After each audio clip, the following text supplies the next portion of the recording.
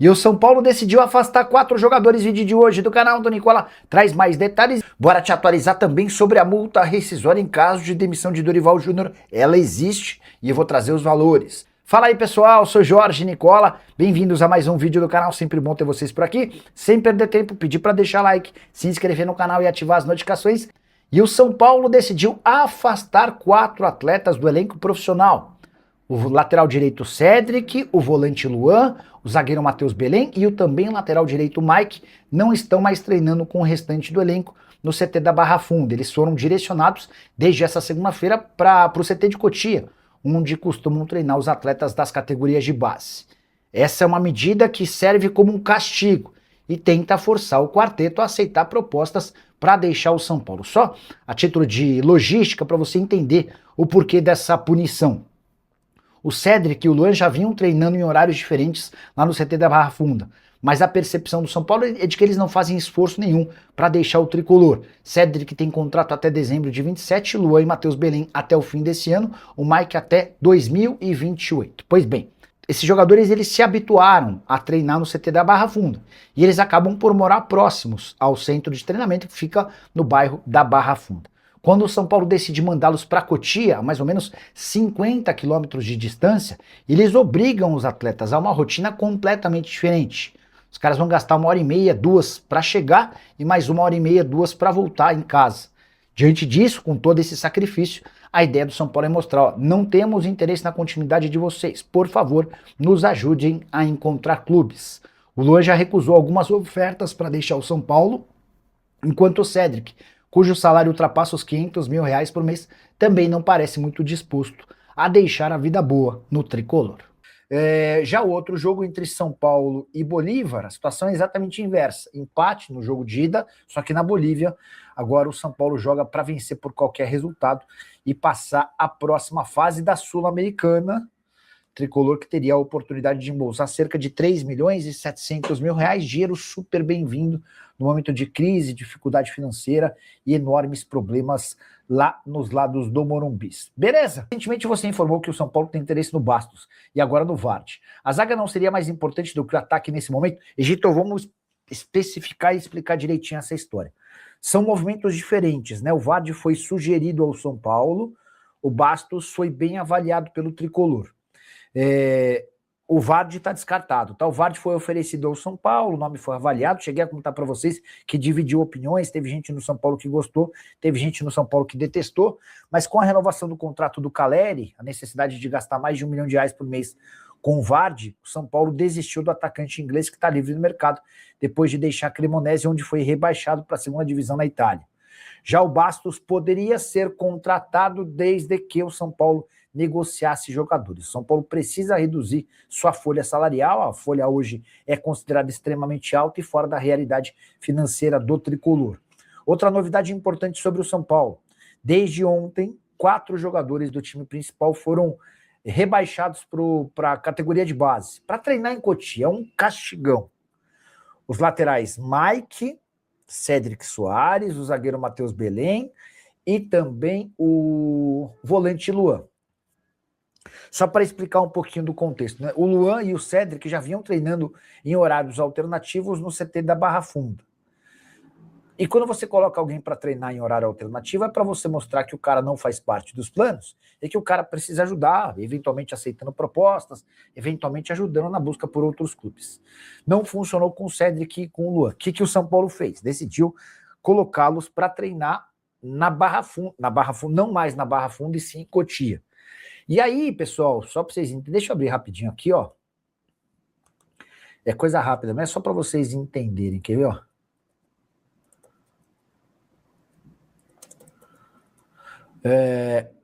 Quando você tira o cara do centro de treinamento do time profissional e o coloca para treinar em Cotia, você como instituição, você como São Paulo, tá tentando forçar muito o cara a aceitar uma mudança rápida. Quer ver? Eu vou colocar no Google Maps a distância entre o CT da Barra Funda,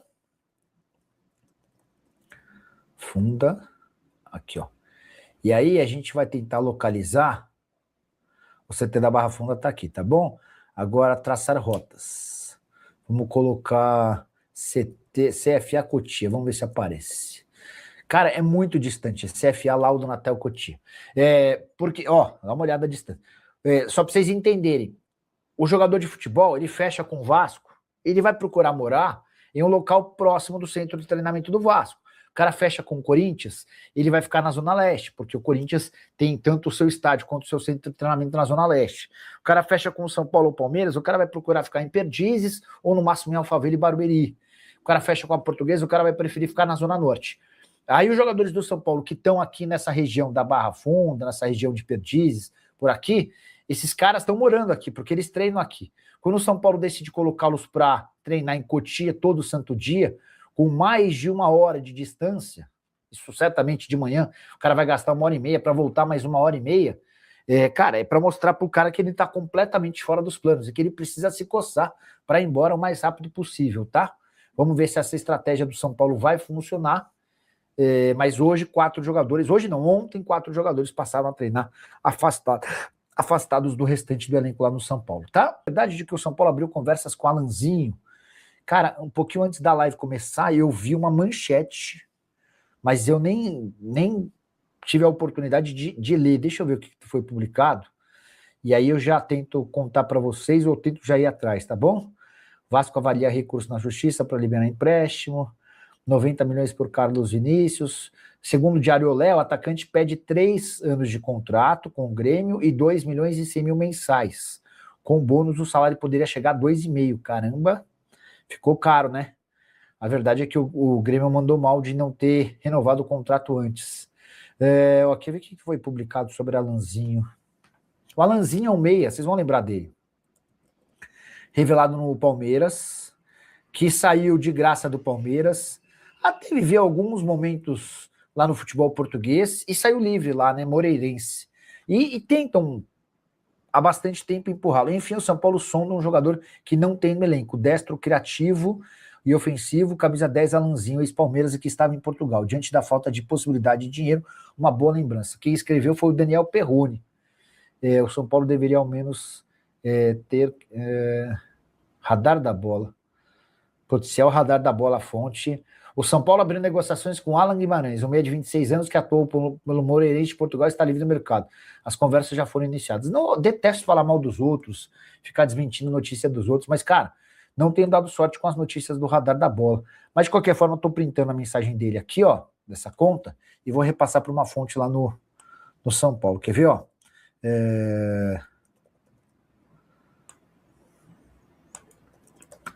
Boa noite. Imagino que esteja na correria para o jogo.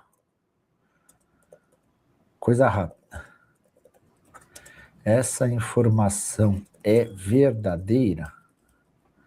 Mandei aqui o print, tá? Assim que tiver alguma resposta, também já conto para vocês. Vamos se classificar hoje?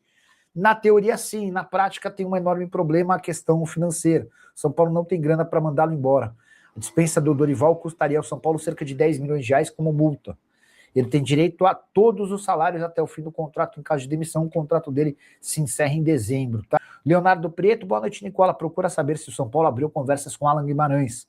Com a possível chegada de um atacante, quem sai será André Silva ou algum moleque da base para ser vendido. O André Silva nem sequer foi relacionado para a partida de sábado contra o Curitiba por opção do técnico Dorival Júnior, tá? E sobre o Alanzinho, eu já mandei mensagem para uma pessoa do São Paulo. Todas as outras vezes que eu perguntei, o São Paulo desmentiu. Vamos ver se agora tem alguma novidade. Nicola, mais uma pergunta. Você acredita que o São Paulo precisaria de um técnico como o Luxemburgo para dar uma mexida no elenco? A pergunta é do Egito Zen. Egito, não acredito. Acho que o Luxemburgo está completamente fora da atualidade, completamente desatualizado, enfim. E se demitisse o Dorival, esse seria um outro enorme problema, quem contratar no lugar, né? Ser negociado pelo CSKA, São Paulo, se ele for negociado pelo CSKA, se o São Paulo tem algum percentual, certamente tem um mecanismo de solidariedade, né, que pode chegar até 5%, se o São Paulo tiver qualquer jogador que você revelou, você tem direito a até 5% pelo mecanismo de solidariedade. Como é que funciona o mecanismo de solidariedade? É um percentual entre os 12 e os 23 anos de idade. O Matheus Alves, no CSKA, Ele, na primeira temporada, ele foi no ano passado, jogou 25 jogos, 4 gols e 2 assistências. Na atual temporada, são 5 jogos ainda sem gol e assistência. Tem revezado entre titular e reserva, tá? Na última partida titular, na penúltima reserva, na anterior reserva e na primeira partida da temporada titular. Vocês escutaram possibilidade de proposta de alguma coisa assim? São Paulo, quer ver? Vende Matheus Alves. Sendo bem sincero, eu não lembro como é que ficou esse percentual de venda futura. São Paulo vendeu Matheus Alves, a transferência em definitivo, 10 de julho de 25. Valor total da venda de 6 milhões. Como era dono de 85% dos direitos econômicos, o Tricolor ficou com aproximadamente 5 milhões e 100.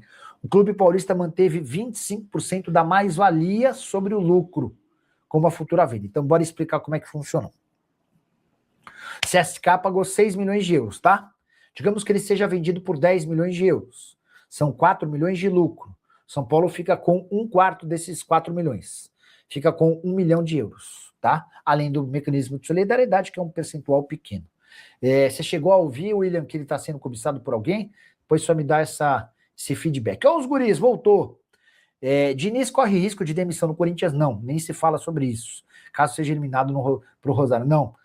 Cara, hoje há tanto problema no Corinthians, mas tanto problema, tanta bucha para ser resolvida, que não há nem condição do presidente pensar nisso. O presidente estava até essa madrugada tentando resolver o caso Memphis, que ele rendeu ameaça de morte, todos os problemas que você pode imaginar. Agora a bucha é pagar salários e direitos atrasados. Na quinta-feira, ou seja, depois de amanhã, vence mais um mês de direito de imagem, o Corinthians vai completar 2 meses de imagem, hoje a dívida com elenco é de 15 milhões, na quinta-feira vai ser de 25 milhões, isso sem falar no transfer ban, tá bom? Chegou uma resposta, a primeira da noite. Vocês tinham perguntado se o Alan Guimarães, formado na base do Palmeiras, e que estava no futebol português, está livre, se ele poderia ser contratado. Eu mandei mensagem para uma fonte do São Paulo, e perguntei se essa informação é verdadeira. Da minha parte, nada da minha parte sobre ele. Então, essa pessoa, que é muito bem informada sobre as coisas do futebol de São Paulo, garante não ter nada. Deixa eu agradecer aqui as semanas. Agora estou falando aqui com o empresário do Danilo, tá?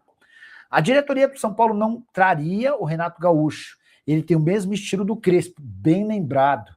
Ele expõe a diretoria e divide as responsabilidades. Muito boa lembrança do William.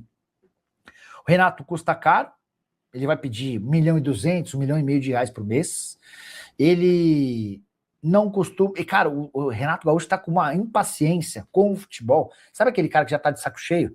O Renato Gaúcho, ele volta do Mundial, tendo no Mundial de Clubes do ano passado, aquela Copa do Mundo de Clubes, com a melhor campanha entre os brasileiros, os caras chegou na semifinal e depois de 3, 4 cornetados, pegou as coisas dele e foi embora. Ele se encheu, ele tá de saco cheio.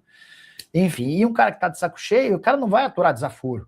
O cara, depois de 3 derrotas, o cara vai chegar na sala de entrevista coletiva e falar, me prometeram reforço e não trouxeram ninguém. E o estilo de treino é parecido com o do Crespo. Você tem razão, William, você foi bem. O Edson Pinheiro, boa noite, brother, que maluquice é essa de Renato Gaúcho no São Paulo? Edson, vamos lá, os caras estão cogitando, pensando, estudando, analisando nomes, né? O que eu tô batendo na tecla é de que hoje, para o São Paulo demitir o Dorival, ele precisa arranjar 10 milhões de reais. A multa do contrato entre as partes prevê o pagamento de todos os salários do Dorival até o fim do vínculo. O Dorival tem contrato até dezembro e ele e a comissão técnica ganham 2 milhões de reais por mês. Se o demite agora, o São Paulo é obrigado a indenizá-lo nos meses de setembro, outubro, novembro, dezembro, 13º proporcional e além de metade do mês de agosto. Vai dar 10 milhões de reais. E o São Paulo não tem esses 10 milhões de reais. Então, a chance de demissão do Dorival é mínima, tá? É pequena.